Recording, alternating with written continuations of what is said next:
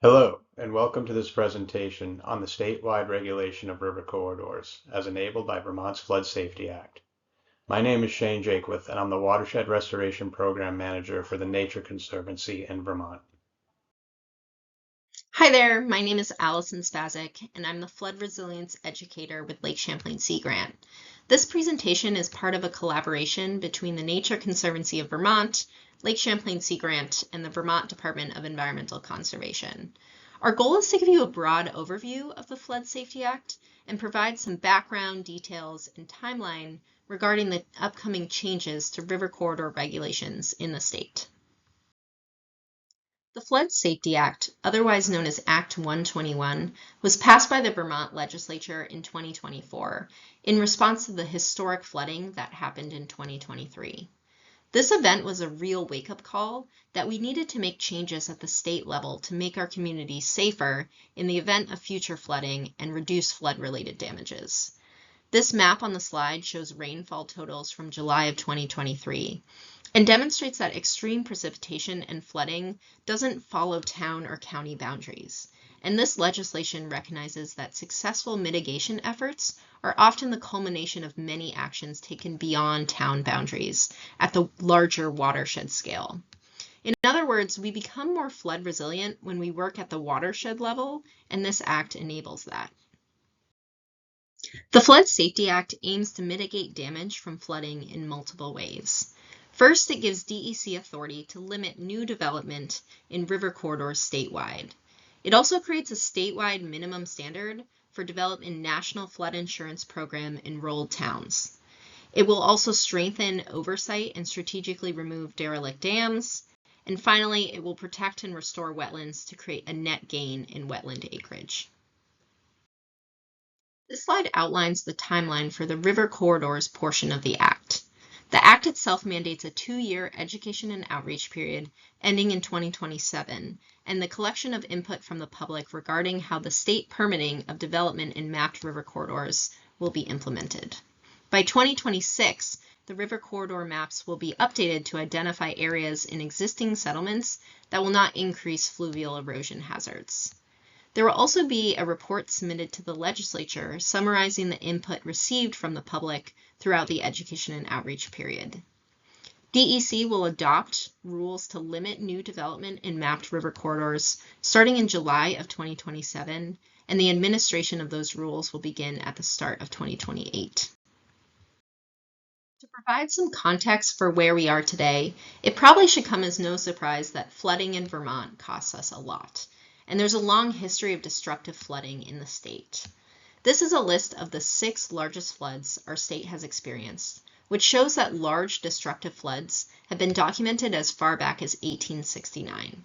And for each of these events, the damages have exceeded hundreds of millions of dollars, which have been adjusted for inflation.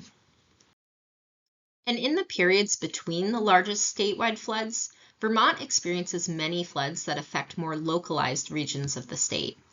And just to visualize the frequency of flooding, this map by Vermont DEC shows the area of greatest damages from floods between 1973 and 2011. What we see is that almost on a 1 to 2 year basis, flooding affects somewhere in the state. And while these more regional storms may not get a lot of media attention, they do have a significant effect on those municipalities and residents affected. Aside from the widely remembered storms that affect a larger portion of the state, many of us don't fully appreciate how much of an issue flooding in Vermont is. Although flooding happens all over the world, there are a few factors that make Vermont uniquely vulnerable to flooding. The first being that we are a mountainous state with narrow valleys, and many of our rivers are steep and can become quite powerful. But often our development sits right at the bottom of our valleys, very close if not on top of our rivers. Second, Vermont is a relatively wet state. Making matters worse is that we are experiencing an increase in heavy precipitation events due to changing weather patterns. This is because warmer air increases the rate of evaporation, which means that our atmosphere contains an increasing amount of water vapor, which then turns into rain or snow. Another factor is our historic development patterns. This is an image of a relief map, and it shows one of Vermont's rivers and the surrounding landscape. On the map, we can see cliffs both to the north and the south of the river, as well as smaller cliffs closer to the river that reveal just how much the river moves around in this area. And now we have an aerial photo of the same location. Because floodplains are flat and have good gravelly soils, they lend themselves well to development. But when we step back and take a look at how much the river moves around over time, we realize that these developments are in harm's way. It's also important to distinguish between two different types of damage associated with flooding. On the one hand, there's inundation, which is exemplified by this photo of Montpelier submerged in floodwater. Here in Vermont, that most often occurs when rivers rise above their banks and submerge areas during large storms that don't normally have water, usually in the broader river valleys. But there's also damage from erosion, which is the collapse, undermining, or wearing away of land alongside rivers. Erosion is usually what causes roads or buildings alongside rivers to get washed away by the power of moving water. In fact, in Vermont, over 75% of the monetary flooding damages are due to erosion. Historically, we've tried to mitigate the risks of flooding by controlling rivers. We've moved rivers out of the way of desired land uses and sought to keep the water in the channels by dredging and berming. These images show examples of rivers that have been straightened to make way for land uses such as transportation infrastructure and agriculture. They show dredging and berming of rivers to keep the water in the channel, and armoring of riverbanks to keep the channel from moving. But what we have found is that our efforts to control rivers are short-lived and actually increase erosion and damages. Let's take a look at the way dredging increases erosion. Rivers in nature are generally smaller than what we commonly observe across Vermont today. When shaped by nature alone, rivers generally are relatively shallow with low bank heights, as shown by the yellow arrow in the diagram. When flow rises during a storm, the excess water can easily overtop the banks and spread out onto the adjacent floodplain. The floodplain acts like a giant pressure relief valve. It provides space for the water to spread out and erosive energies to dissipate. When a river is dredged, the channel is deeper, the banks are taller, and much more water can be trapped in that channel prior to it having been dredged. This is important because every cubic foot of water weighs about 62 pounds. That means that for every additional foot of flow depth, there is an additional 62 pounds of erosive force bearing down on every square foot of the channel bed. So the dredged channel, carrying much deeper and heavier flow than was possible prior to the river having been dredged, experiences much more erosion. At some point, the erosional forces wash away the toes of the banks and the channel widens, destroying any adjacent human investments.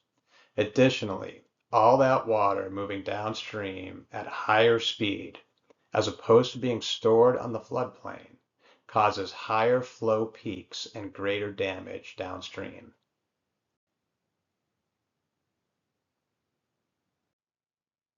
Straightening a river also increases erosion damage. This is because straightening increases the channel slope. Looking at this aerial photo of a meandering river, we can see that its path is much longer than the hypothetically straightened channel as represented by the solid blue line. If we look at the graph below the image, which shows those two same channels from a slope perspective, we see that the longer meandering river has a lower slope than the straightened river. This is important because the two primary factors that create what is referred to as stream power, that is literally the amount of energy that a river has to do work on the channel, and by work I mean erosion, are flow depth, as discussed in the previous slides, and channel slope. So while straightening may move a river out of the way for some time, the erosive energy in that straightened and steepened channel will be much greater than it otherwise would have been. This figure shows channel evolution, which is the well-documented process that occurs when rivers are made more powerful. whether by dredging, straightening, or in this case, berming of the channel, which similarly to dredging disconnects the river from its surrounding floodplain and traps those flows in the channel. In stage one, the channel is in its natural condition, not too deep, so high flow can easily overtop the banks, spread out onto the floodplain where erosive energy is dissipated. As we saw previously, when floodwaters are trapped in the channel, in this case by the berms, the deeper, heavier flow erodes the bed of the channel, resulting in deepening or incision. This is stage two of the evolution process. The bed erosion or incision continues until the banks become so high that they begin to collapse, which starts stage three or the widening stage. Widening results in tremendous amounts of gravel coming into the channel during stage four, the stabilizing stage. All of that gravel forms large bars. When those bars become big enough that they are not regularly overtopped with flow, soils are able to develop, and eventually plants and trees grow, and the river becomes stable with a small channel and large adjacent floodplain. The Vermont Department of Environmental Conservation has assessed about 5,000 miles of river and found approximately 75% of them to be in one of the highly unstable stages, stage 2 through 4 of the channel evolution process, and ripe for major erosion during the next flood. This extensive channel evolution throughout Vermont is in large part a result of historic human land use and channel management activities, and it's one of the main reasons Vermont experiences such severe damages during floods. In Vermont and throughout the U.S., we have historically relied on the National Flood Insurance Program to mitigate flood risk. The NFIP is a federal insurance program that was created in 1968 because most private home insurance policies no longer covered flood damage, so the program provides additional flood insurance. Communities voluntarily join the NFIP by agreeing to regulate development to at least a minimum standard set by FEMA. And FEMA maps inundation flood hazards to identify where people are required to purchase flood insurance if their building is secured with a federal loan or mortgage. Any resident or business can purchase flood insurance if their community participates in the NFIP. So while we have very good participation by Vermont municipalities in the NFIP, which is approximately all but 20 communities in the state, and we may feel we are doing everything we need to mitigate flood hazards, we are still very vulnerable to flood-related damages for a variety of reasons. One of the shortcomings with the NFIP is that because we are a rural state, most of our rivers don't have mapped floodplains. This is because the vast majority of stream miles in the state are first and second order streams, essentially small tributaries, which FEMA doesn't map flood hazards for, but still can become quite flashy and destructive during heavy rainfall. And another issue is that the NFIP maps don't identify erosion hazards, which, if you remember, account for approximately 75% of flood-related damages in the state. For example, the house in the image is 8 feet above the 100-year flood elevation, and therefore is not in the mapped floodplain that is shown by the yellow line in the map. However, as we can see from that photo, the house is still very vulnerable to erosion. Given that 75% of flood damage is due to fluvial erosion, our historic attempts at controlling rivers has only made the problem worse, and the National Flood Insurance Program doesn't protect us from erosion hazards. We need to identify those areas that are threatened by river erosion and avoid investments in them. This is where river corridors come in. River corridors, as mapped by the Department of Environmental Conservation, include the area on either side of a river which we expect the channel to move over time as it adjusts in response to historic human alterations and changing water and sediment inputs and reestablishes its natural and least erosive path. Similar to the energy dissipation function of floodplains, the ability of the slope of the river to adjust through the meandering process is a pressure relief valve that helps to govern energy and erosion. So river corridors are those areas which we expect the river to move, and floodplains are those areas within which we expect floodwaters to spread. This figure provides an example of how the locations of floodplains and river corridors compare. In some locations, the river corridor will be wider than the floodplain, and in other locations, the floodplain will be wider than the river corridor. The relative size of these two areas is largely a reflection of the topography of the valley bottom. Using both the river corridor and the National Floodplain Insurance Program's flood maps, we can avoid both erosion and inundation hazards. The Flood Safety Act recognizes that we need to be able to continue to build infill developments in established development centers, our downtowns and villages, even when those development centers are within a river corridor. To protect this ability, the Act requires the Department of Environmental Conservation to map those areas within existing settlements where new infill development would not be at high risk and would not necessitate additional protective channel management measures such as bank armoring. These areas are referred to as infill areas. In this hypothetical example of what a mapped infill area might look like, the development center is shown within the green line. The river corridor is shown in yellow, and the infill areas are shown in orange. Sometime around 2014, the Department of Environmental Conservation developed model flood hazard bylaw language that towns could use to regulate river corridors. As shown by this map of towns that have adopted either interim or final river corridor regulations, the adoption rate was moderate, but not sufficient to significantly reduce flood risks across the state. In the wake of the 2023 flooding, the legislature decided that limiting development is a sufficiently important flood risk reduction measure that it gave the Department of Environmental Conservation the authority to regulate river corridor development statewide. And that leads us back to the Department of Environmental Conservation's timeline for establishing the River Corridor Permitting Program, which begins with a 2-year outreach and education effort to inform and gather public comment between January 1, 2025 and January 1, 2027.